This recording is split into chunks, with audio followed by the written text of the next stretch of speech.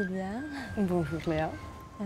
Est-ce que tu peux te présenter? Qu'est-ce que tu fais à Paris 8? Oui, alors je suis doctorante en troisième année ici à Paris 8 et voilà, j'ai un projet de galerie d'art itinérante. Et d'où vient ta passion pour l'art contemporain? C'est né il y a longtemps, plus ou moins quand j'avais 14 ans. J'ai visité la fondation MEG à Saint-Paul-de-Vence et donc là j'ai découvert pas mal d'artistes, par exemple Picasso, Miro, et j'ai eu voilà, une illumination et donc j'ai toujours visité des musées et ça c'était mon première approche avec l'art contemporain.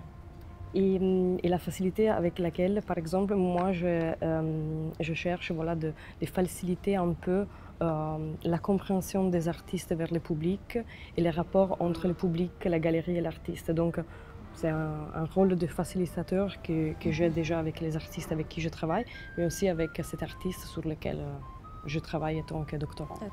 Et pour revenir sur ta galerie, est-ce que tu peux nous en dire un peu plus sur en quoi consiste la tenue d'une galerie itinérante? Oui. Une galerie itinérante, c'est un modèle plus simple, plus jeune, on va dire, de concevoir une galerie d'art. C'est pas une galerie avec un lieu fixe, c'est plutôt la recherche des différents espaces pour concevoir des expositions qui changent, avec donc une exposition qui s'est présentée par exemple dans une bibliothèque dans une certaine manière, dans un autre lieu comme une association par rapport à la structure déjà physique du lieu, mais même à la structure des activités à l'intérieur. L'exposition, ça peut être modulé et décliné dans différentes formes. Pour pouvoir créer et développer ton projet de galerie, Oui.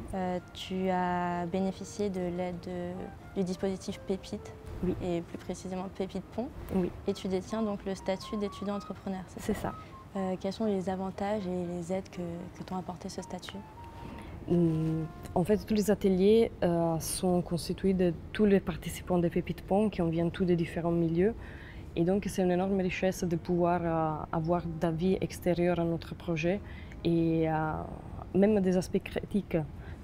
Je pense que c'est une expérience à faire. Il faut avoir un bon projet et pas un bon projet, une idée.